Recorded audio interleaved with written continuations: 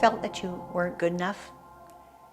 You know, thought that maybe, where am I in this life? Well, today we're going to explore those things and how it relates to art. This is Doreen Valine on Process Art Discovery. Okay, today we're going to look at ourselves inside.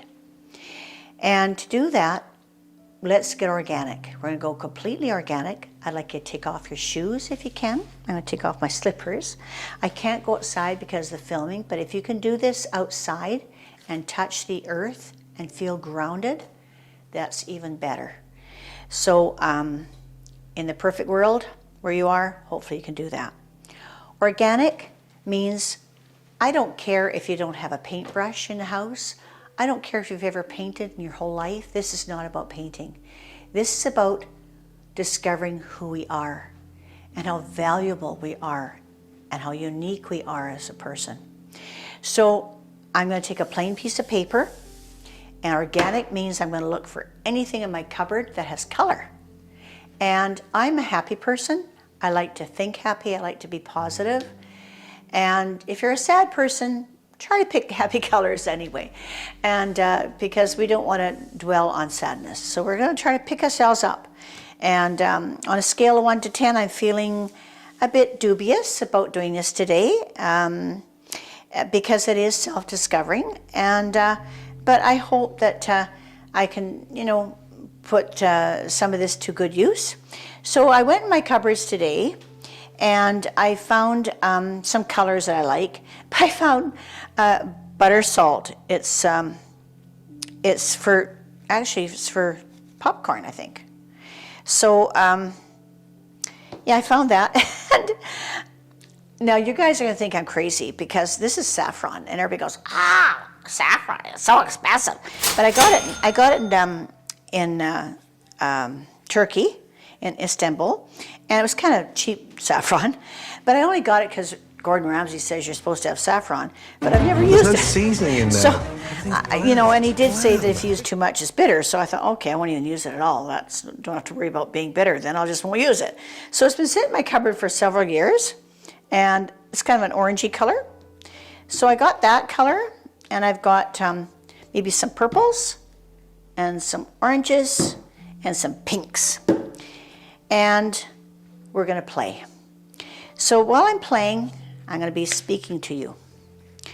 So I have been a person that's never really felt like I was worthy of anything much.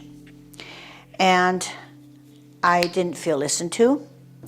I'm a baby of the family, so I never felt worthy of anything. I've never accomplished really anything in my life. I always wanted to be like an expert at something, like, you know, like a genius. I always want to make a mark so that when I die on my epitaph, it would say, she was excellent at this, or she was a genius at this. Well, I won't have that now on my epitaph. I've kind of come to realize that. And I'm starting to be okay with it. So I'm just going to play here. So I'm going to take, let me see, you know what I found? I found a, I found this in my garage. This is my husband's, and he used to use it for tile, and it's to put grout on a tile. So I'm going to kind of use this.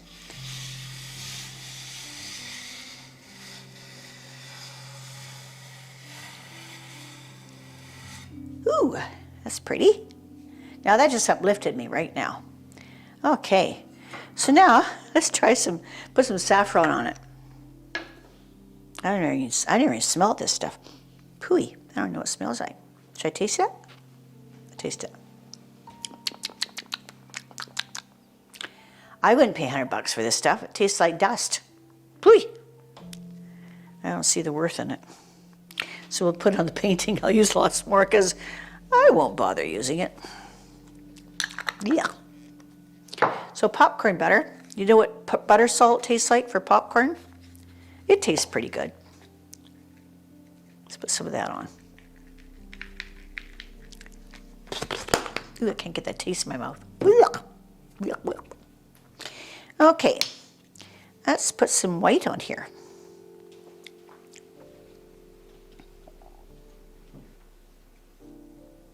And I'm not going to use this anymore. I want to use something different. So I'll try one of these sponges. I got sponges here.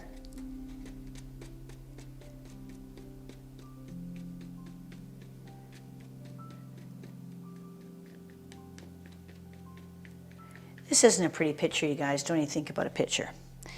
So we're going to talk about what we've been told as children. Some of the things I've been told, and it's not that I've been told, I shouldn't say it that way. It's actually in my mind more than anything else. It's decisions I've made, or a judgment I've made of myself as a child because of my upbringing. And I'm going to say right now that they're lies in my head. They're lies.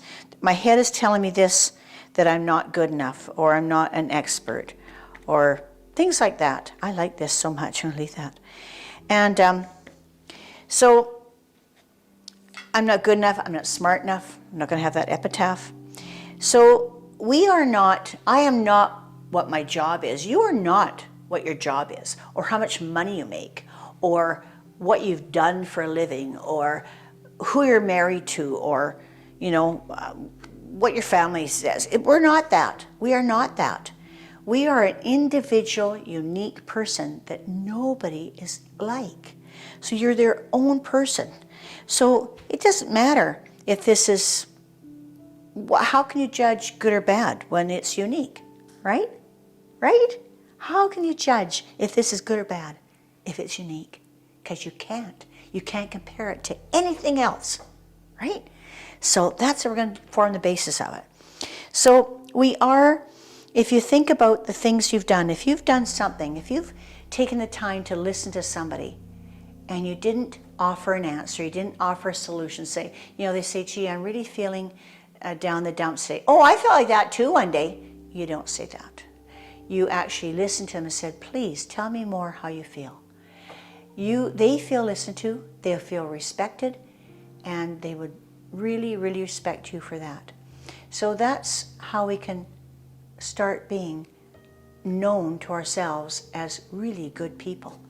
If you've ever done that in your life, think about that. Think about the times and the people that you have done that with, that you've listened to them without offering a solution, without trying to fix it, without trying to say, I did that too. You actually listen to them. Write them down. Write those times down, because that's important. That forms a basis of who you really are inside. So, and then we call it empathy. We empathize with somebody when we do that. So it's your presence with others, eye contact, listening to them, hearing them say, I'm really hurting right now. How does that hurt? What is it like? Can you describe that hurt to me? Is it like burning your hand with a fire, or is it, something else? Really be interested in what they say. And if you've done that, I want you to write all those times down, because that is the beauty of who you are.